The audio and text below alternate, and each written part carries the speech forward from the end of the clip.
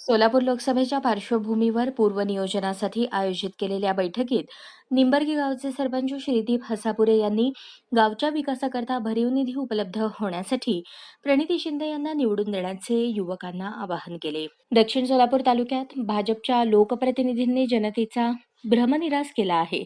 त्याचा फटका निश्चितच भाजप उमेदवाराला बसेल आणि प्रणिती शिंदे यांना दक्षिणमधून मोठे मताधिक्य मिळाले आणि 2 लाखांच्या फरकाने त्या विजयी होतील।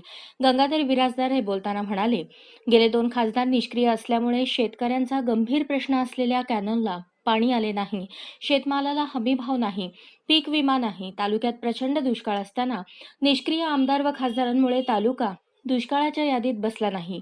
असल्या दुष्काळात शेतकऱ्यांना सवलती देण्याऐवजी शेतकऱ्यांकडून सारा व विविध करापोटी रकमा सक्तीने वसूल केल्या जात आहेत।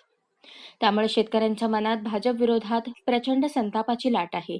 शेतकऱ्यांना देशोधडीला लावणाऱ्या सरकारला आता घरी बसवण्याचं काम करण्याचं शेतकरी व तरुण वर्ग नक्की काम करणार आहे। उपसरपंच पीरसाब हवालदार म्हणाले, लोकप्रतिनिधींनी विकास कामांना निधी द्यायचा सोडून आलेला निधी अडवायचं काम करत असल्याने विकास कामे ठप्प झालेली आहेत। आपल्या पक्षाचे आमदार खासदार निवडून द्या, दुप्पट वेगाने निंबर्गी गावात विकास निधी येईल असेही ते म्हणाले। अशाच नवनवीन अपडेटसाठी जनता राज्य न्यूज चॅनलला सबस्क्राईब करा, लाईक करा आणि शेअर करायला विसरू नका।